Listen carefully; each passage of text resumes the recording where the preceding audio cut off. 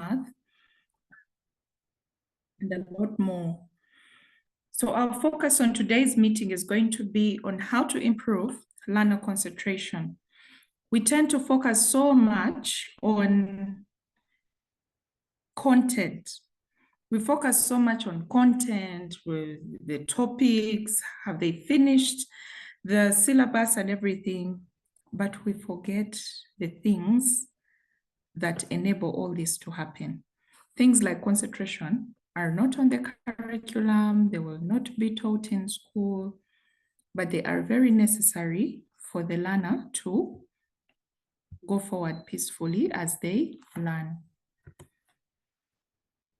Now, a brief introduction about myself. I am innovative mathematics educator, academic intervention coach, and a creative learning methods researcher, the CEO of Creative Learning Africa. I'm the founder of Yega Lessons, a digital learning platform. I'm a mentor of G4G. I'm an experienced teacher, trainer, tutor, consultant, and speaker. And I've published books in line with logical reasoning and educational resources, particularly mathematics. And I'm an ambassador for connections-based learning by Sean Robinson, Canada.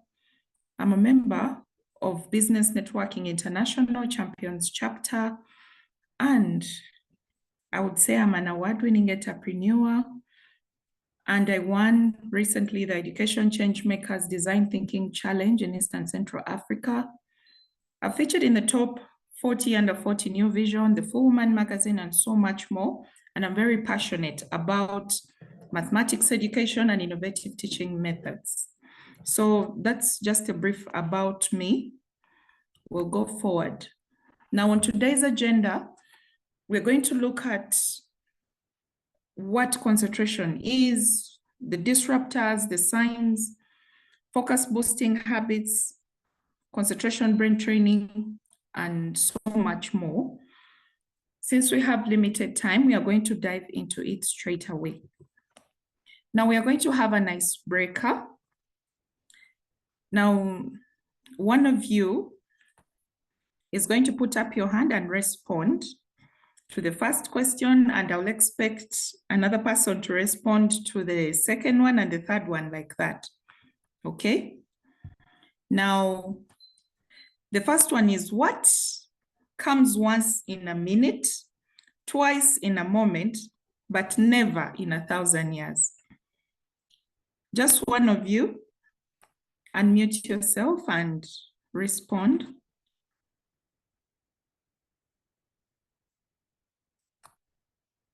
Anyone who thinks has an answer?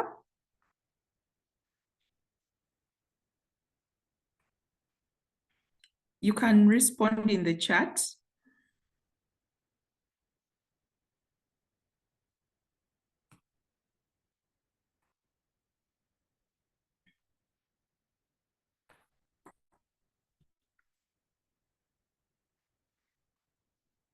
Kimani, I think you want to say something, but you're muted.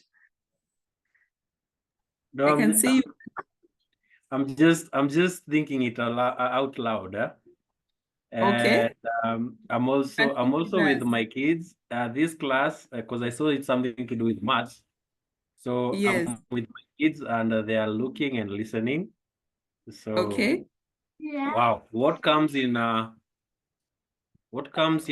minute, twice in a moment, but never in 1,000 years? Honestly, I have no idea. Okay, anyone else? Anyone else wants to try? My daughter wants to try. Ongea na nguvu. Okay, it's okay. Ongea na nguvu.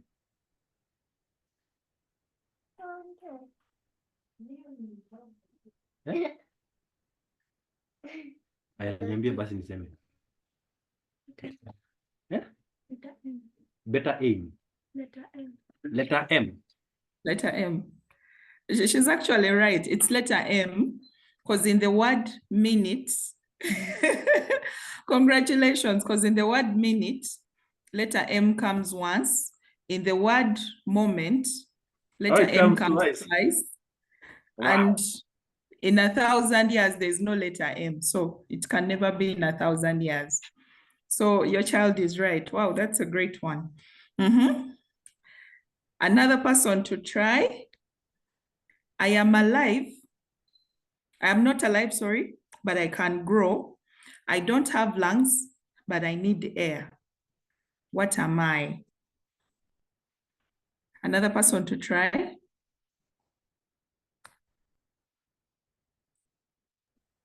You can write your answer in the comments for the second one.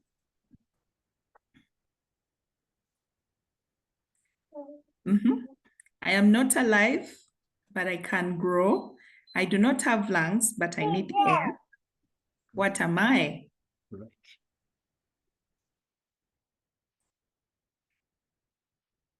I see, Kimani, you've raised your hand. I thought I would give chance to another person to try. Oh, someone says a plant. Not really. A plant is alive. Thank you for trying. Another person to try. A balloon? No. Someone else in the chats to try.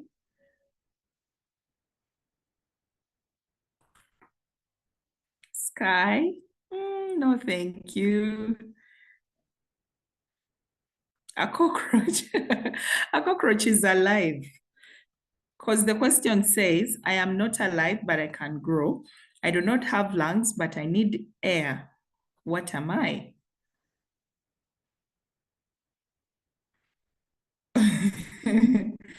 Okay, let's wait for one more try. And then I give you the answer. One more try. Anyone else wants to try in the chats?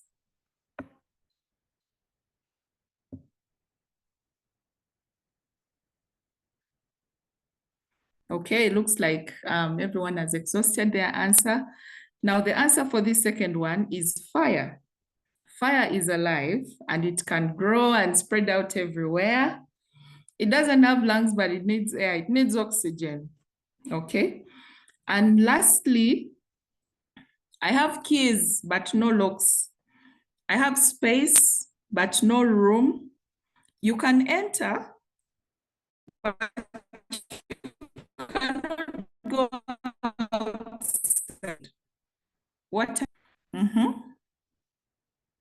I'm waiting for responses. I have keys, but no room. You can enter, but you cannot go outside. Who am I? Let's see. Let's see in the chats. Someone said grave. No?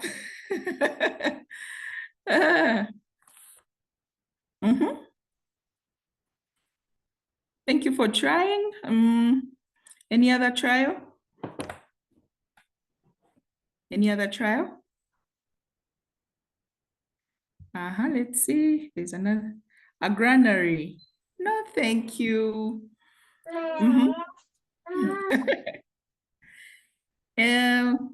One more try and we proceed.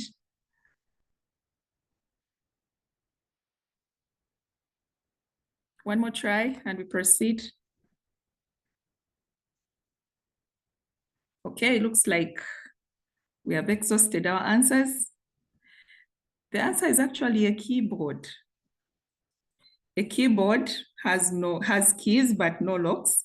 It has space but no room. You can enter, but you can't go outside. So it's a keyboard. Thank you very much for all your trials. So we can move on to the next one.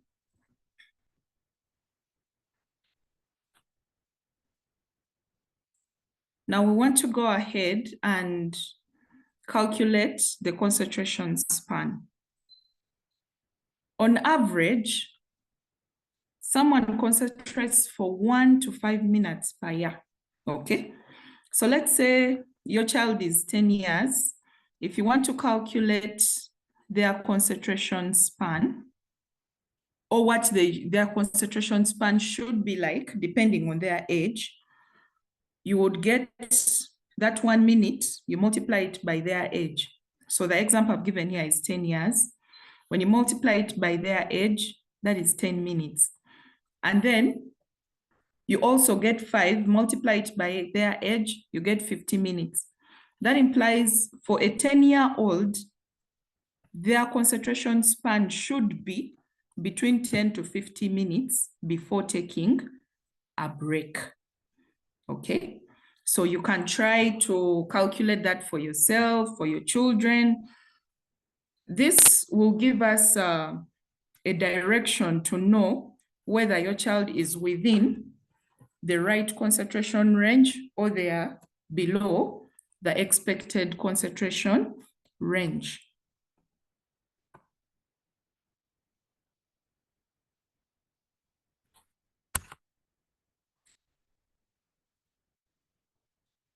So what is learner concentration? When we are talking about concentration, we are looking at the ability for someone to focus. So for learner concentration, we mean the ability of a student or a pupil to focus on a certain task for an extended period. We have given an example of a 10-year-old that we expect them to focus for a range of 10 to 50 minutes before getting a break. But now there are signs that show that a learner is struggling with concentration. Some of these signs are distraction. You find that a learner is easily distracted. They are trying to complete the homework, but then you see them doing something else or playing with a pencil. That is distraction. The child is trying to do some work and then you see them playing with a fork, or maybe they are playing with their hair. They're doing something else other than what they should be doing. That is distraction.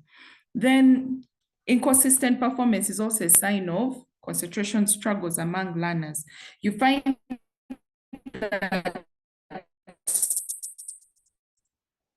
a child is getting maybe 50% a subject, midterm they'll get 30%, end of term they'll get something like 40%, and then the performance is just inconsistent. And then the other time they get 85%, and then sometimes now in performance shows that the child is struggling with concentration. Forgetfulness, forgetfulness, when children easily forget things, that implies that they are struggling with focusing on tasks. You ask them something that you've just taught them and they tell you, I don't remember. That means their mind had wandered off somewhere. You ask them ABCD, like, you see,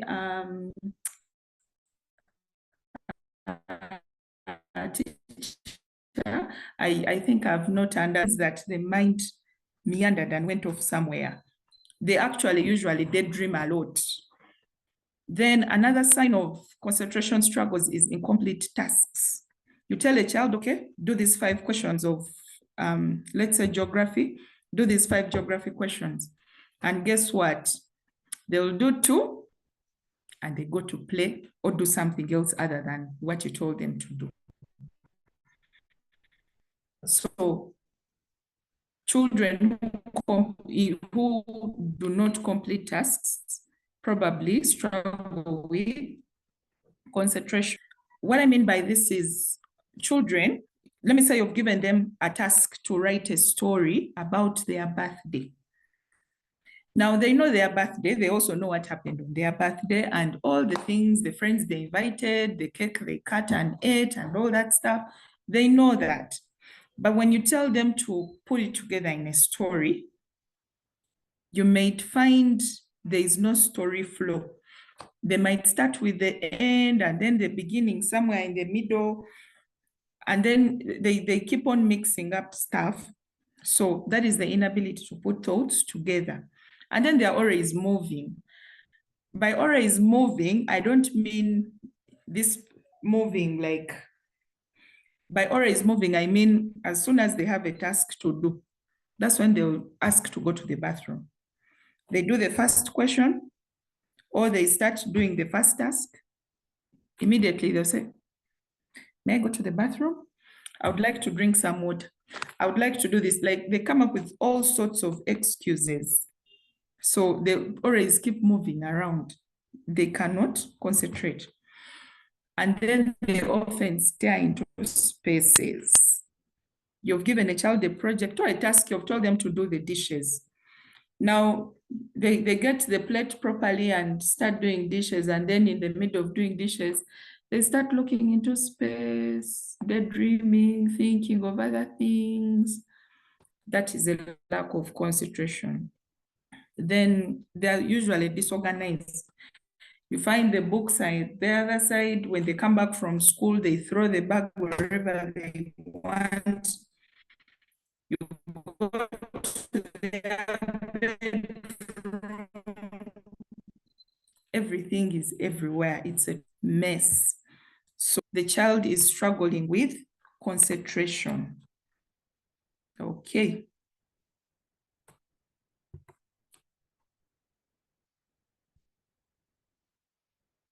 Now, what are the common disruptors of concentration? Disruptors, we mean the things that disturb the concentration. Then is that the one previously we have talked about is about the child themselves. Now, disruptors, now we have gadgets, phones. Oh, phones, TV. Oh, those are like the biggest disruptors of concentration. They disturb the students a lot. You find that instead of completing a task, they want to check out the latest TikTok challenge. I see the latest challenge is about some Japanese rap, and then, you know, they want noise. When they're trying to do their tasks and there is noise around, they tend to be distracted because they'll keep wondering, what is that noise about?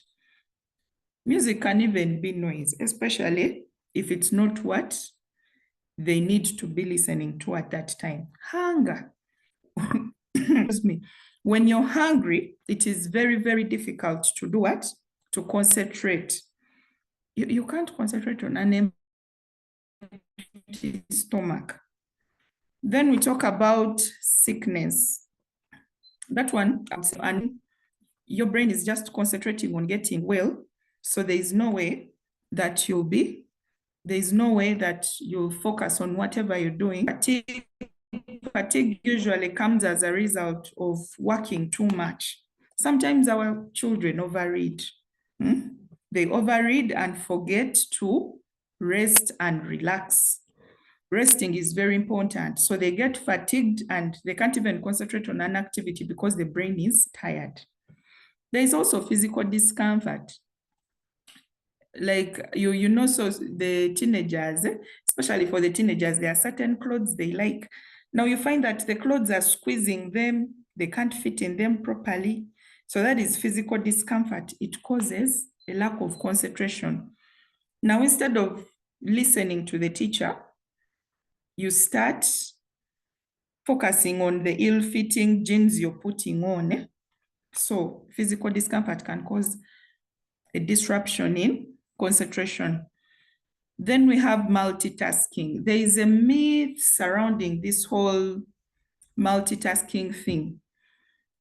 There are people who make multitasking look cool, look nice. But I'm telling you today that multitasking is a myth. You will complete many tasks, but all the tasks will be half-baked. Everything will be done not to your best because you're putting your brain on different things. Multitasking is a myth. So if you need to you cannot be chatting on WhatsApp, eating food and doing homework. That is multitasking. You will not do all those very, very well. The person you're chatting with on the phone will think you're not listening because you're not following the conversation. The homework you're doing, you'll make a lot of mistakes. So you find that multitasking is a disruption because there is no task you'll complete effectively when you're not completely focused. Then overstimulation. Now this is like, I would say, being overwhelmed, extreme excitement, extreme happiness.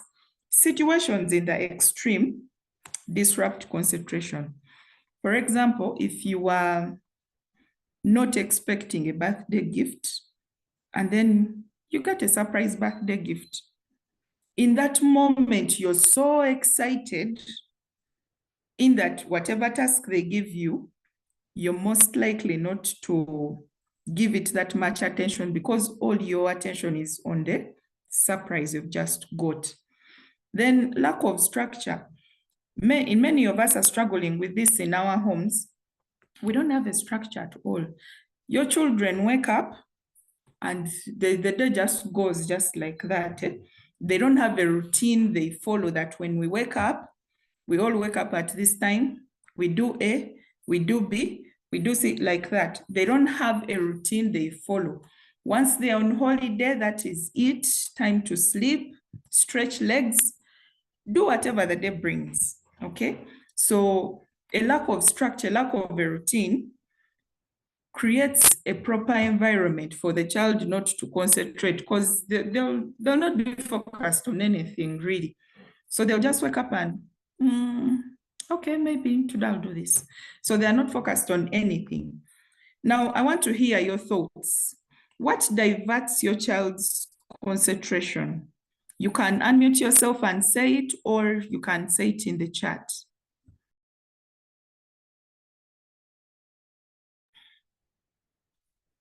I need to hear your thoughts. What diverts your child's concentration? Maybe I can just say something about that. And for me, I would say it's gadgets. Gadgets is the one of my biggest enemies for myself towards my kids, and then now lack of structure. That is also something I need to sit down and think about. Okay, thank you very much for your contribution, Kimani. Anyone else? Yes, Bernard Waswa in the chat says gadgets as well. Any other? Lack of interest.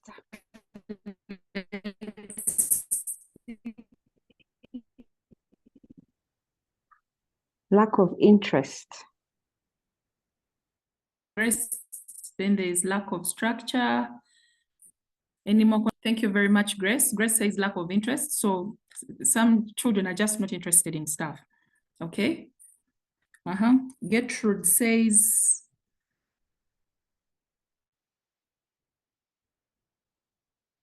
Google TV. That's media gadgets, 12 falls there. Teenagers are always coupling and dating. Okay. It also causes them to be distracted and not concentrate. There's also emotional distress by teenagers. Okay. Any other contribution?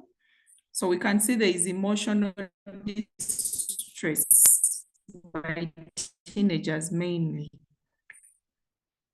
All right, so thank you for your contributions. Then we are going to go to, there are some things you can do about this. There's what we call the focus boosting habits, okay? These are things that can be instilled in the children, but one thing I will say is that you're not going to do it for one day and get results. It is something you have to keep doing over and over and over a certain period of consistency These habits will actually improve focus among your children, among our children. So the first thing is routine consistency. You might have a routine for day 1, and then day 2, you're back to square 1. Day 3, you're like, okay, let me do it. Day 4, you're like, please don't take life too seriously. You leave it at that. There, it won't help. So once you decide to have an organized structure for your children, make sure it is consistent. You do the same thing every day. There's a book called Atomic Habits. It shows us that the little tiny habits that make yourself get used to every day, they become a part of your life, and they actually affect your life in a long run. The first thing you do when you wake up in the morning, you lay the bed. When it is a very simple habit, but just make sure you do it every day. Not everyone lays their bed when they wake up in the morning. Some lay according to the emotions of the day. A routine should be consistent. Lay the bed every day. Proper balanced diet and hydration. A proper balanced diet, we know, should have a carbohydrate, a protein, a vitamin, it should have roughages and all that. Of course, the food is to help the body to function normally. If the child is not eating the right food or is eating junk, the brain will also not function normally because it is not getting the right nutrients. If the child has a certain form of sickness, you may consider supplements that are suitable for children. But whatever you do, focus on a balanced diet. And then hydration, drinking enough water. Now, there's also a myth. There are people who drink too much water to the point that even the extra minerals and glucose you need, you find yourself excreting them, and then you have too much water. Do not overhydrate. Drink what is just enough, depending on your body size and weight and the amount of work you do. So for most of our learners, they need to drink enough water, not too little, not too much, just enough. Now this other point, enough sleep. Our children have this myth that when they sleep,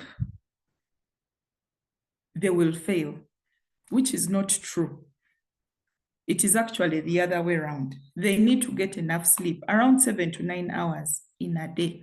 I know most of our local schools have no room for sleeping for 7 to 9 hours, but when it's time to sleep, let your children sleep. Let them go to bed early. Let them put the gadgets away, end screen time early, and have a good, sound sleep.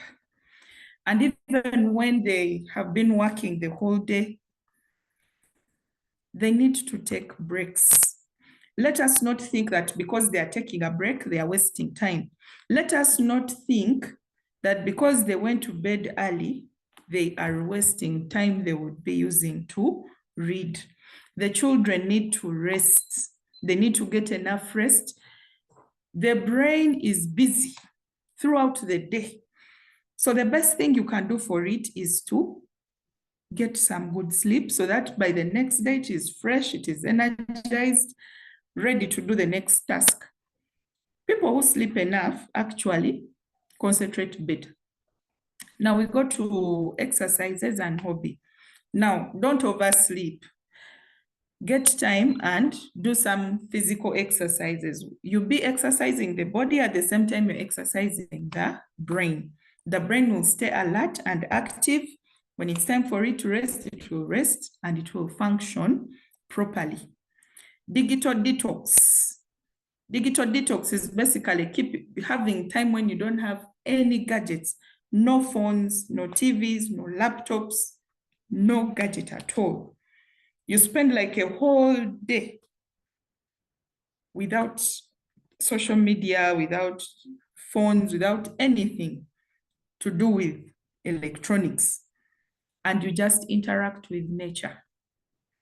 That will also help you boost your concentration.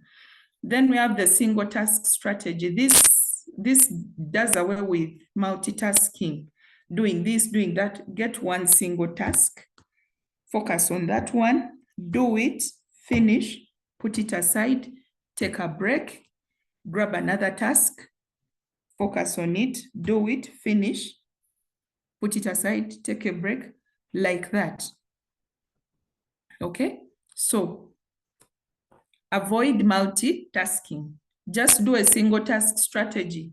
Focus time, set 25 minutes on a task, complete it, take a short break of 5 to 10 minutes, then grab another task.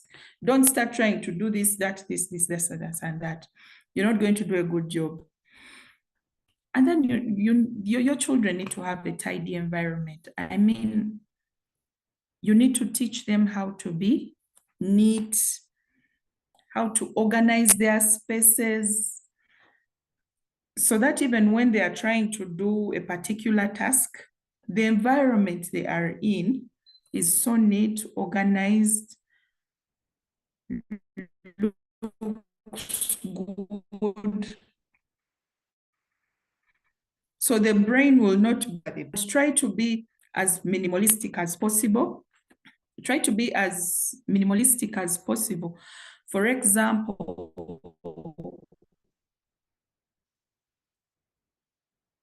things that need to be kept away, keep them away. You don't have to have everything where you can see. They can keep, for example, the clothes. You don't have to keep the clothes in a certain chair. You don't have to keep the clothes where, if you have a wardrobe, you can keep the clothes in the wardrobe. They can keep the clothes in the suitcases. Whatever you can keep away, keep away. Have as little things around as possible. Even with our gadgets, minimize the icons on the screen. All those things help you with boosting your focus. These are focus boosting habits. It's very easy to plan, though it is not easy to do what? To do. Now, the last one is brain training. Now, brain training, we have what we call concentration brain training. Even if your children may be in a position where they are not able to focus on a task for the expected period of time,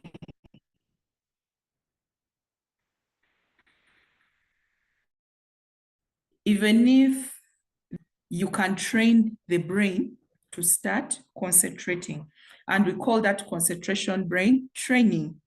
The brain has the ability to become anything as long as you train it to become that. The brain is very, very flexible. So basically, these are activities that improve focus.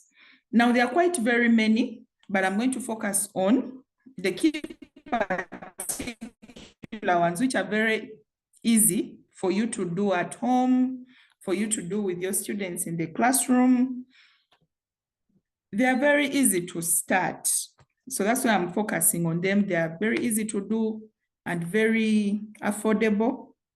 So I've listed a few of them here. So we are going to go looking at one by one. Now, the first brain training activity is connect the dots. You know, most people look at this and think it is a kid's thing. Yeah, it can be a kid's thing, but even you, the adults, there is the adult version of connect the dots. There's a teenage version of connect the dots. Even those going to primary school, there is their version of connect the dots.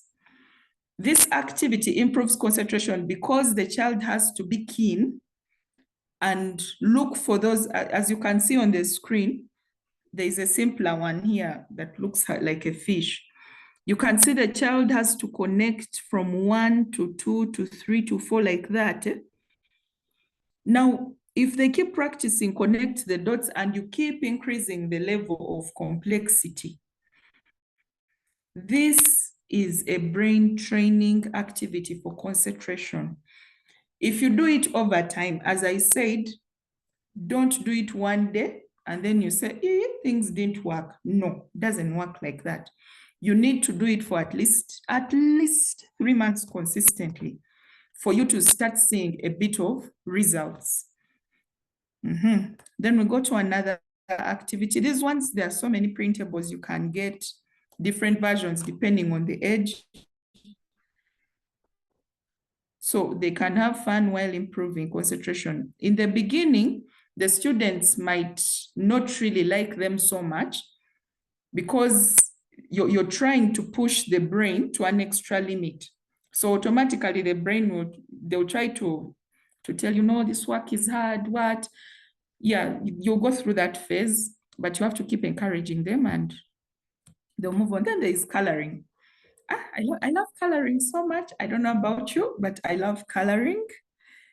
When I have an opportunity to color, I color. It's not for kindergarten pupils. It's not for toddlers. It's for everybody. Coloring improves concentration. Now, when you look at the screen, on my left, you have some triangles. Now you have to color those other uncolored triangles according to the guide you have been given.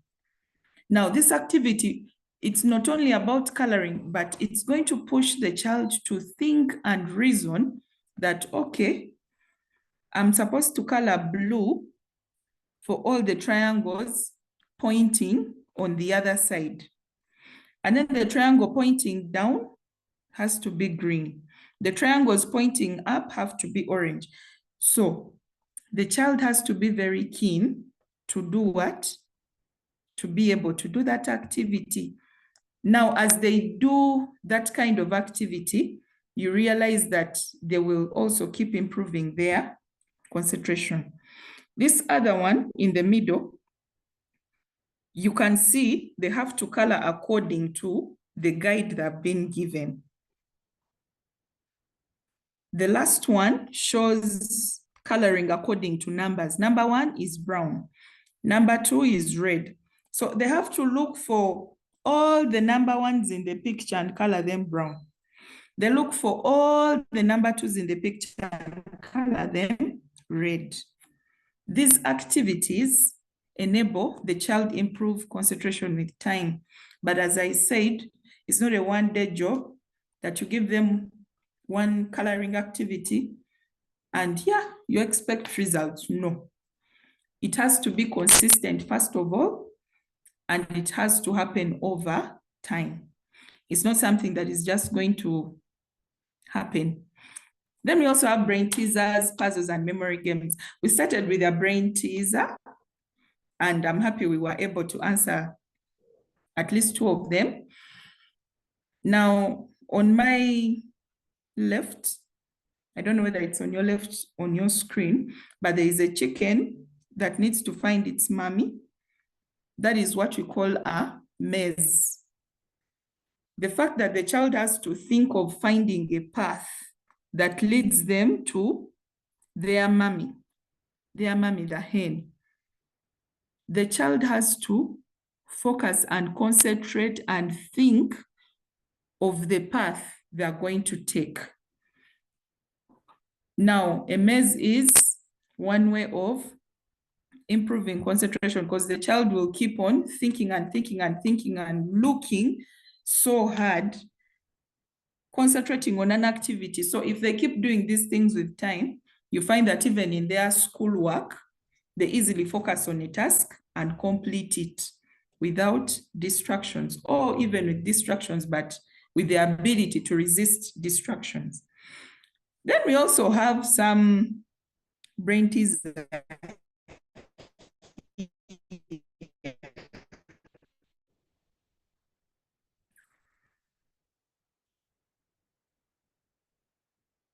Do not read the word.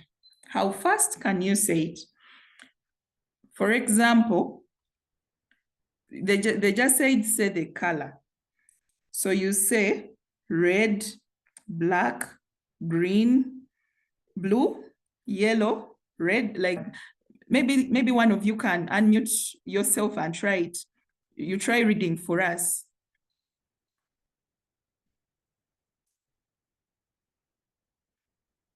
Anyone?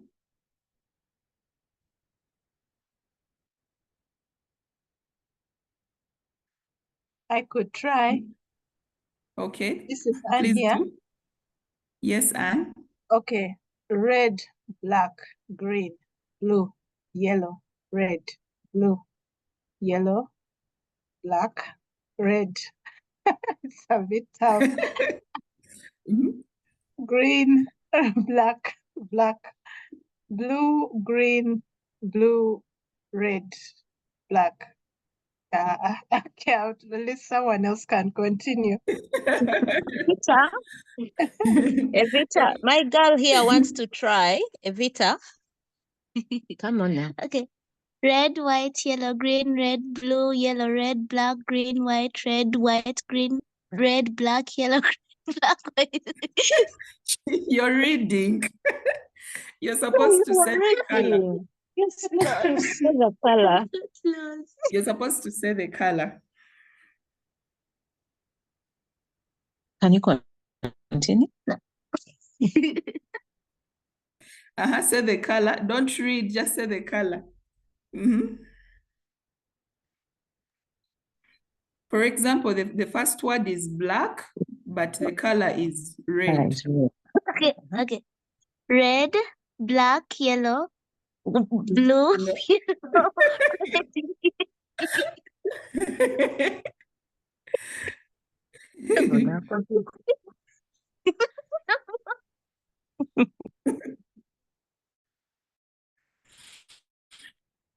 Okay. Thank you for trying. Another person to try? Any other person to try? Yes. Any other person to try? Yes, Barbara Yes. here. Red, Oh, sorry. black, green, blue, yellow, blue. Blue, yellow, black, green, green, black, black, blue, green, blue, red, black, yellow, black, green, black, black, yellow, white, green. Oh my God.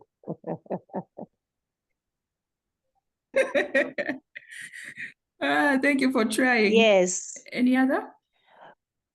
Yes, how? Red, black, green, blue, red. Mama. Black.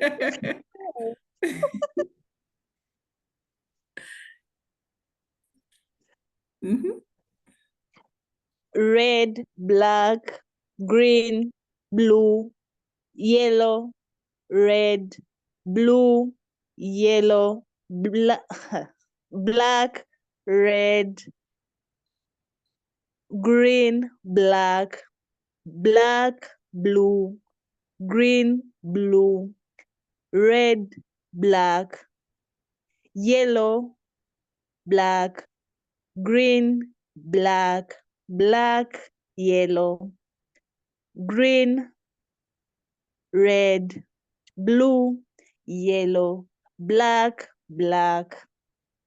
blue, yellow, red, black, green, red, black, blue, green, blue, red, black. Okay, thank you very much. Welcome. Thank you very much. So you can see it's very interesting, but at the same time, you're helping your child improve their memory. There are also some other games, memory games you can try. For example, you can write many words on maybe, let's say, a chart or a piece of paper, and you tell your child to memorize as many words as possible. So You give them some time. It could be 30 seconds or 1 minute. You give them time to look and memorize as many words as possible, and then you cover the words and you ask them to start saying all the words they remember that they saw. So they start mentioning the words as you tick, and you see how many words could they remember from the different number of words they saw. So that is also another memory game you can easily do with your children. That was an interesting one. Then reading comprehension.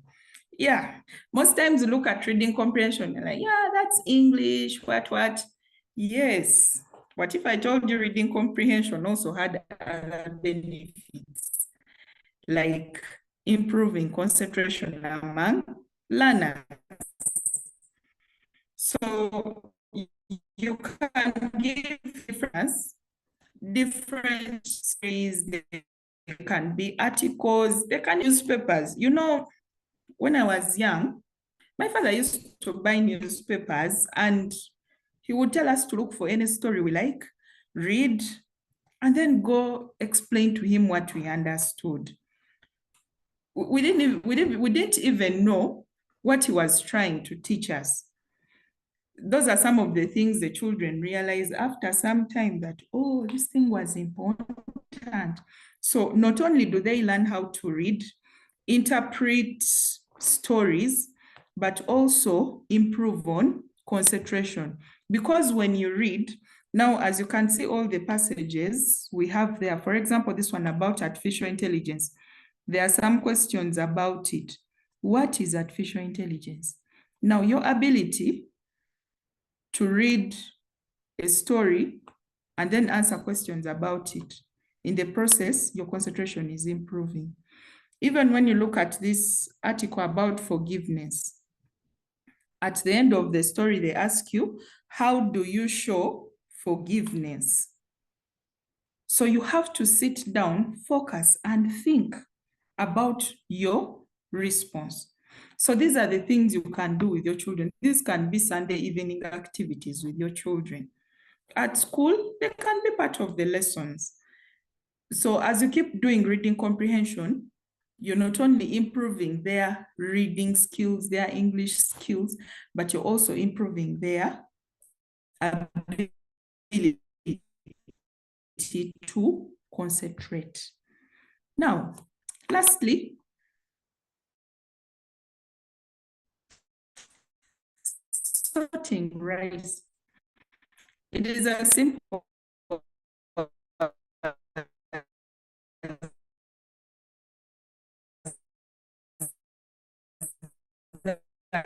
I may not even, you get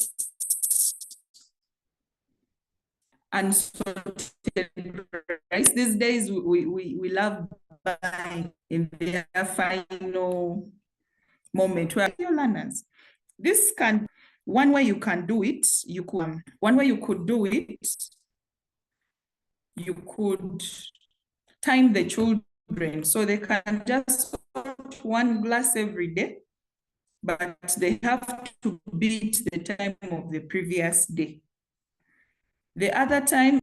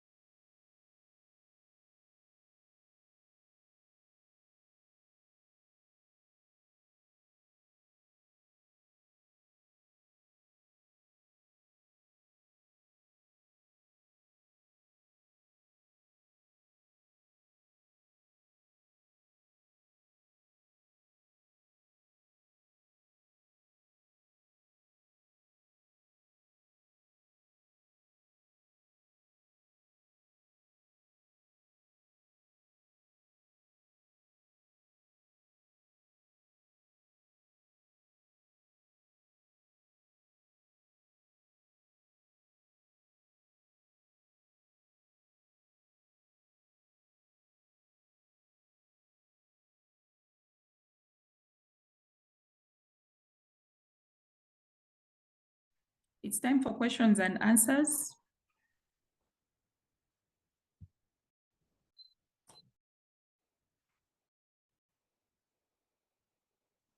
If you have any question, you can unmute yourself. And then, or you may just type in the chat for the questions or any comments.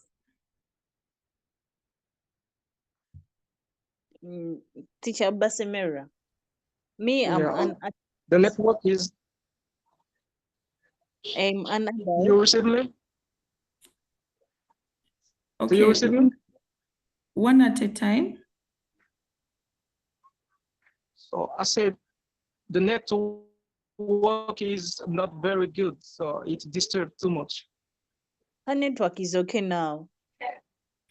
Okay, you're asking me to repeat the previous one. Okay, let me just redo it. The sorting, I start from here, right? Yeah. Yes, Okay, please. so I was talking about sorting rice. Instead of buying sorted rice from the supermarket and you're just going to it right away, you may buy the one that still has stones in it. You can do it in two ways. One, you can have the child sort out one glass every day, but the time has to keep reducing. So whatever time they take to sort that one glass today, tomorrow they have to use less time. So you approach it from a time issue, from the time point. The other way you can do this for concentration is to use the rice quantity.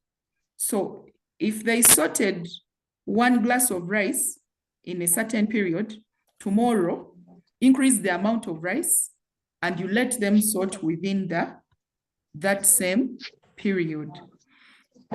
That act of looking for stones and all the rubbish that is not supposed to be in the rice that you're going to eat improves, it keeps training the brain to focus on a certain activity and complete it.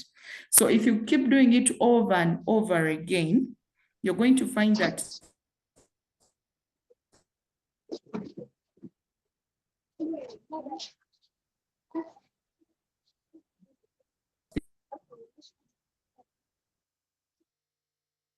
the child's concentration has improved, even in their school work. So Do you have Teacher any other Bas, questions? Yes, please. can you please explain again the sign of concentration struggle in learners, this part of disorganization? I didn't hear it properly. Disorganized, okay. When children are disorganized, let me say they don't lay their beds. When they come back from school, they throw the bags wherever they want. After eating, they just leave the plate there. Or maybe sometimes you can find the plate in the books.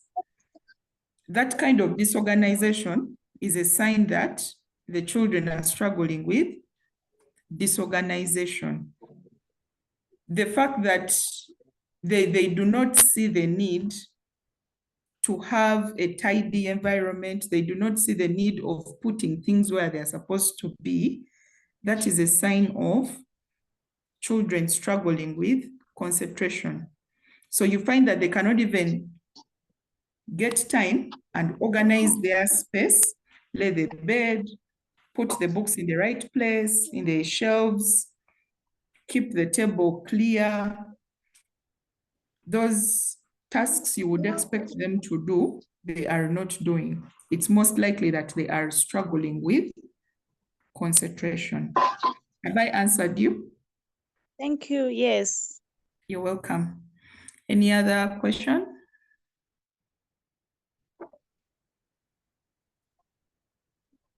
Okay, I'm seeing a question here. If my child does not work well with other people And to me as a dad, she pretends to be a princess. How do I deal with that? Teamwork. They need to be taught on how to work well with others. This is something you just nurture. So you're going to have to expose the child in situations where they have to work with the rest. That is the best way to approach it. And then, someone, I think you mute yourself.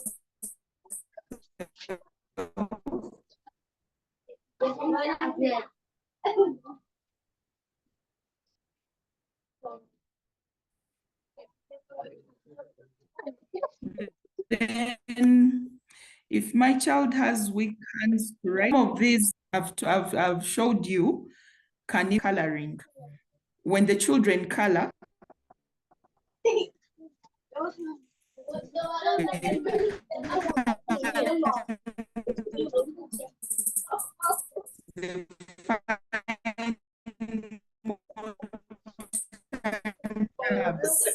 they get someone forgot to mute themselves. So you can start with the coloring. Please mute yourselves. Primera, help me mute the person. Thank you.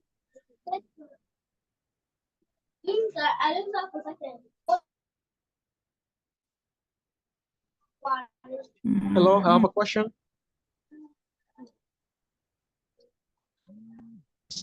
Yes, please. Please ask. Can I ask my question? Yes, please ask your question. So, my question is that there are some kinds of children that they are not able to memorize something. Sometimes they memorize and few times later, they forget everything. Which concentration techniques can we use for them? That's my question. Should we use all the concentration or just 1, 2, or 3? That's my question. Okay, thank you very much. Now, if a child easily forgets, first make sure you rule out any other issues. Is the environment right? Have you found out their best learning style? Because we have learners who learn best by saying, learners who learn best by doing, and learners who learn best by listening. Are you using the proper learning style? Do you know their personality? And do you know how to blend it with their learning style? Then sometimes, I'm not saying it is this time, but sometimes you also have to look out for any signs of any learning disabilities. You may find for some children, they could be having challenges with dyslexia, and you're trying to push them to do something and they are not able to do it. So first rule out all those things. Now, when you see that the environment is right, everything is right, then you can do all these concentration activities. You can do all of them, it's okay. But just make sure you're very consistent and you do it for a long period of time, minimally 3 months. Okay, thank you for your answer. You're welcome. Any other question? I saw some questions in the chat here. Yes, for the person who asked about the child with weak hands, let them color, let them write in the sand, let them write in the soil. Even that rice, after sorting, they can write different names with it. They can play with balls, you know, all those things can help with strengthening the fine motor nerves. Then another question. Thank you, teacher, for the great knowledge. How can you deal with emotional distress among teenagers in class? Now, the one thing you need to do first, please mute yourselves. Please mute yourselves. Thank you. Bisa de nada. Please mute yourself. Now, how Toma, can toma, I toma, or deal with emotional distress among teenagers? Água de jogo já essa bunda. Please mute yourself. Primera, please help me. There is someone who is not muted.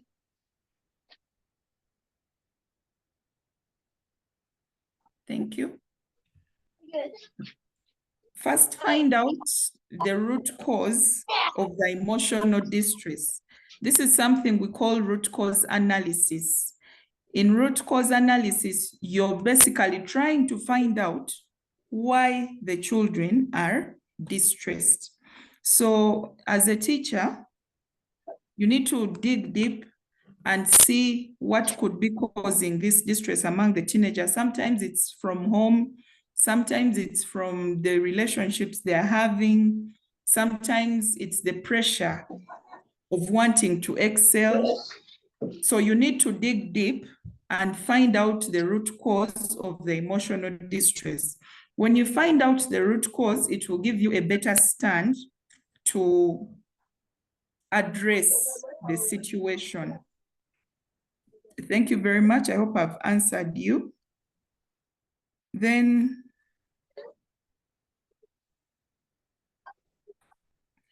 someone says, don't you think charity has something to do on concentration of the child? I don't think charity has something to do with concentration of the child, because it seems some parents tend to grow up.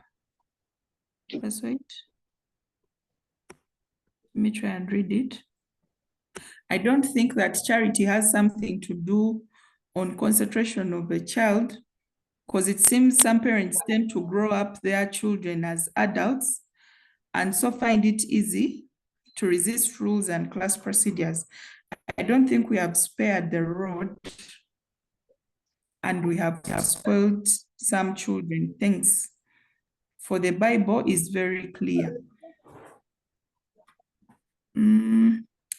I don't think I've understood your question, but if it is something to do with spare the rod and spoil the child, yes, the Bible is very clear.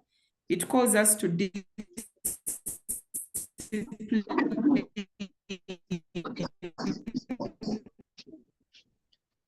children. Yes, we are not talking. We are talking about lack of concentration from the point of the child is disciplined, but for some reason they can't seem to. Concentration is coming from address the discipline problem so that the concentration can work out. Today, our major focus has been on lack of concentration that is not rooted from indiscipline. Yes, so you need to discipline your children. That is okay. I hope I've answered you. Then I'm trying to look for other questions. Thank you, Teacher Stella. Who is very good in class, but cannot concentrate in and out of class. What can be the best method to use? Secondly, how do you deal with children addicted to gadgets, and me inclusive? Now, this is where the tough love comes in. When it comes to gadgets, you have to apply the tough love. If the children can't stay away from the TV, because that is the habit they just learned, so they can unlearn it. So if they can't keep their eyes off the TV, you have to either remove the TV or remove the decoder, whatever it is that enables them watch that TV for so long. You have to remove it. This is where the tough love comes in. Even the gadgets. If you say the children are supposed to use the gadgets at this time and they are not using them, take them away. Take away the gadgets because they can do without them. Addiction among children, especially with gadgets, apply tough love. Take away the gadgets, they'll throw tantrums, they'll hate you, they'll cry, they'll scream, but they'll get used to it. At first, they'll rebel, they'll do all sorts of things, but they'll get used to it. They just learned that behavior, they can always unlearn them. Now, you as an adult, you have to also have discipline. You have, when you say at this time, I'm not supposed to be on the phone, put the phone away. Because now the children are also learning from you. So you have to do it for the sake of your children. Now, you also need to find out why the child is not concentrating. You know, we talked about the different reasons as to why the children could be struggling with concentration. If you find out the exact reason as to why, address that. Because I always encourage solving root cause problems. The root causes are the ones you attack. And given that you've asked the gadget issue alongside the concentration, probably you could start with the gadgets. First, do away with the gadgets and we see what happens. But for concentration, applying all these different techniques I've showed you at the same time is okay. You can do one today, you do a different one tomorrow so that the children don't get bored. You do a different one on the third day. I've given you like 5 examples. So you can do one for each day, then the following week, you do different ones, one each day, like that, because they are all addressing the same problem. Okay. Any other question?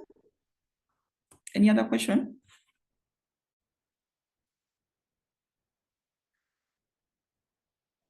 Any other question? We need to conclude the questions. Thank you so much for attending. Thank you so much for showing up. Is there a chance of sharing the recording with us? Yes, we shall share the recording. We shall share the recording, no problem. So let's conclude. So for some parents who were asking what we have this 2 weeks of the holiday, we have academic intervention, counseling and assessment. We have the innovative math tutoring program starting tomorrow. We have the future ready teacher training, which is also on, it already began. Then, yes, we are also available for speaking engagements for learners and teachers. Thank you so much. We shall end with the quote: "You will never reach your destination if you stop and throw stones at every dog that barks." In other words, you'll never be able to finish a task if you keep feeding the distractions. So, you're welcome. Thank you so much for appreciating. Primera will share with us the feedback link. So you'll give us feedback about this and we shall have more coming. Next weekend, we shall have a chat with the candidates. The candidates are scared, they are freaking out, especially the ones of Senior 4 doing this competence-based learning curriculum for the first time. Everyone is scared. So next weekend, we shall be talking to the candidates. Thank you very much. We'll send out the feedback link. Have a good night. God bless you. Thank you too. Bye. Thank you for hosting us, Stella. You're welcome. You can say hi to my daughter. At least she gave me some leakages here and there. Annabelle, kuja salimia mwalimu anaitwa Stella. Oh, and we're in Nairobi, Kenya. Annabelle, njoo hapa uwezi kuchukuliwa na video huko. Njoo. Okay, as we wait for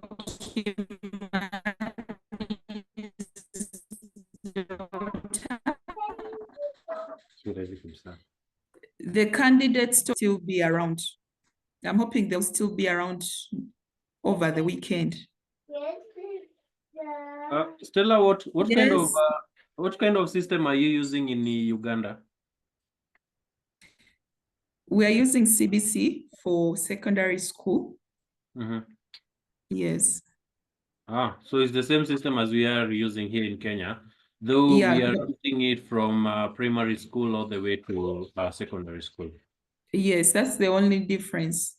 In Okay. primary, we still have the thematic and all that. The CBC is for only O level. We haven't yet put it in other levels. So for Kenya, it's all through, but here in Uganda, it's just O level. All right. So this is Annabelle. This is my firstborn. She's in Form 1. I would say she is one of the students that will be finishing up the 844 system. They were the last candidates for the 844 system for class 8, and they will be the last candidates when it comes to Form 4 for the 844 system also. Okay. Yeah, she's in Form 1. She just joined secondary school. Okay, good to meet you. What's your name? Annabelle. Pardon? Annabelle. Annabelle. Good to meet you, Annabelle. And I wish you the best.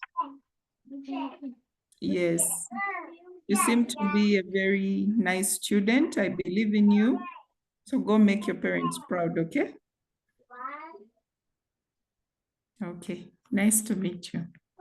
All right. Bye-bye, Stella, and thank you very much for the opportunity. Also, I want to thank, what's her name? Stella, no. I am a BNI member. I got this through Diana, I think, yeah? Diana Kibuka. Okay, thank you so much for coming in. All right, bye-bye. Bye. So the candidate